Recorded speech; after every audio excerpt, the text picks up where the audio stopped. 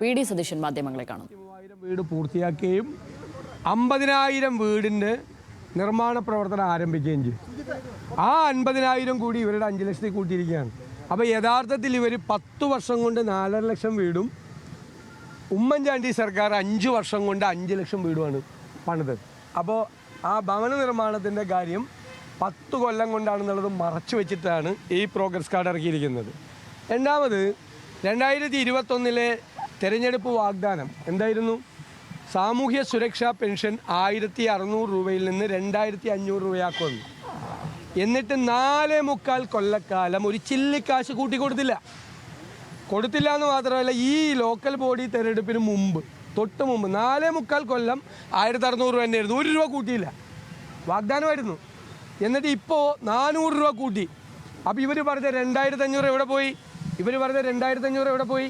അപ്പോൾ ജനങ്ങളെ കബളിപ്പിച്ചു.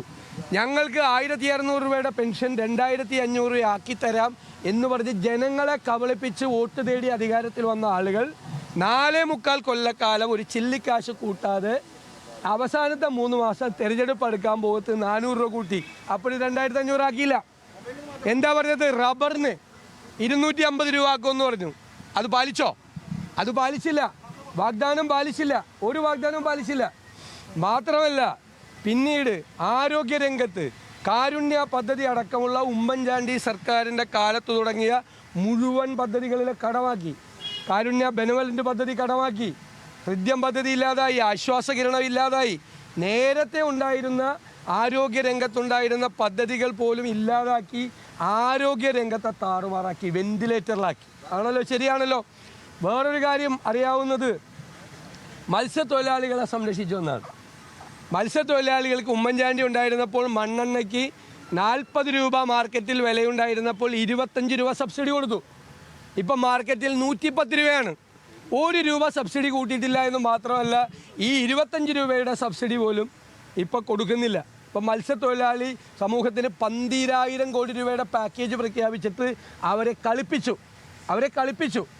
പിന്നെ ഇതിൻ്റെ അകത്ത് എഴുതിയിരിക്കുന്ന ഒരു പച്ചക്കള്ളങ്ങളാണ് ഇതിൽ എഴുതിയിരിക്കുന്നത്. ഇടുക്കി ജില്ലയിലെ ഭൂമി പ്രശ്നങ്ങൾ മുഴുവൻ പരിഹരിച്ചെന്ന്. ഇടുക്കി ജില്ലയിലെ മുഴുവൻ ഭൂമി പ്രശ്നങ്ങളും പരിഹരിച്ചെന്ന് എഴുതിയിരിക്കുകയാണ്. ഇടുക്കി ജില്ലയിലെ ഭൂമി പ്രശ്നങ്ങൾ, ഏത് ഭൂമി പ്രശ്നമാണ് പരിഹരിച്ചത്?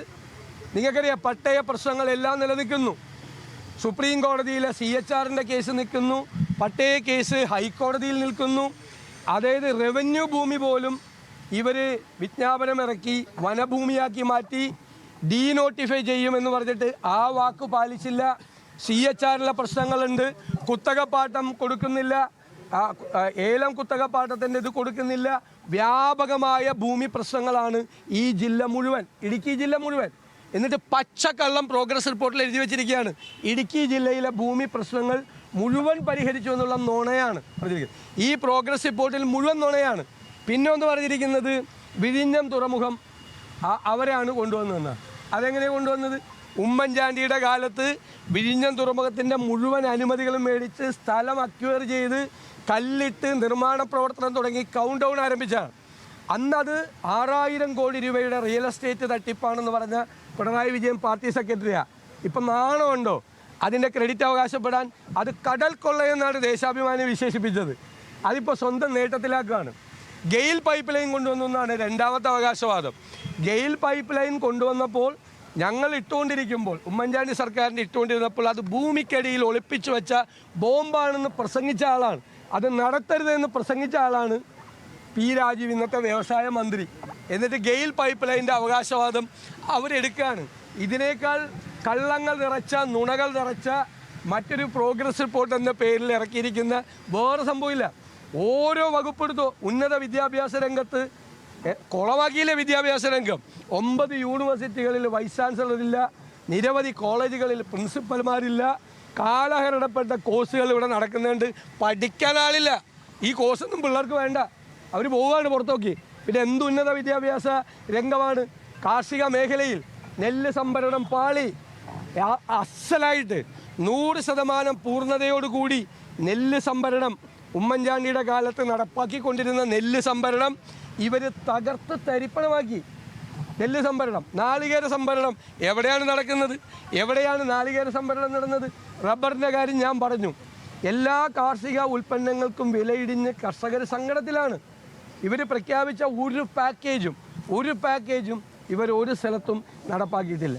അതുകൊണ്ട് ഈ കള്ളങ്ങളെല്ലാം എഴുതി വെച്ച് കെട്ടിവെച്ചിരിക്കുന്ന നുണയുടെ ഒരു സംഭവമാണ്. അതിൽ പോലും പറയാനോ അവകാശപ്പെടാനോ ഒന്നുമില്ലാത്ത പ്രോഗ്രസ് റിപ്പോർട്ടാണ്. അത് കേരളത്തിലെ ഞങ്ങൾ ഈ സർക്കാരിനെതിരായി അവതരിപ്പിച്ച ഒരു കുറ്റപത്രമുണ്ട്. ആ കുറ്റപത്രം ജനങ്ങളുടെ കോടതിയിൽ വിചാരണ ചെയ്യപ്പെടും. അതിന്റെ ശിക്ഷയും ജനങ്ങൾ 9-ാം തീയതി വിധിക്കും. ഇന്ദിരാഗാന്ധിയെ കുറിച്ച് വലിയ രീതിയിലുള്ള വിമർശനമാണ് CM ഉന്നയിച്ചത്. വയനാട്ടിലെ ശ്രുതിക്ക് ആദ്യം വീട് കൊടുക്കട്ടെ, അതിനുശേഷം ഇന്ദിരാഗാന്ധിയെ കുറിച്ചും മറ്റ് ആവാസ പദ്ധതികളെ കുറിച്ചൊക്കെ സംസാരിക്കാം. അതൊക്കെ മുഖ്യമന്ത്രിയുടെ നിലവാരത്തിന് യോജിച്ചൊരു മറുപടിയാണ്. മറുപടി പറയാനില്ല. ഞങ്ങൾ പ്രഖ്യാപിച്ച സംസ്ഥാനങ്ങളിലെല്ലാം നടപ്പാക്കിയിട്ടുണ്ട് കോൺഗ്രസ്. തെലങ്കാനയിൽ ഞങ്ങൾ നടപ്പാക്കിയിട്ടുണ്ട്, ഞങ്ങൾ രാജസ്ഥാനിൽ ഇൻഷുറൻസ് പദ്ധതി നടപ്പാക്കിയിട്ടുണ്ട്, ഞങ്ങൾ കർണാടകത്തിൽ നടപ്പാക്കിയിട്ടുണ്ട്. ഞങ്ങൾ അധികാരത്തിൽ വന്ന് 100 ദിവസത്തിനുള്ളിൽ പ്രഖ്യാപിച്ച പരിപാടികൾ നടത്തിയ 10 വർഷത്തെ വികസന പ്രവർത്തനങ്ങൾ ചൂണ്ടിക്കാട്ടി LDF സർക്കാർ പുറത്തിറക്കിയ പ്രോഗ്രസ് കാർഡിനെ അതിനിശിതമായി വിമർശിക്കുകയാണ് പ്രതിപക്ഷ നേതാവ് VD സതീശൻ.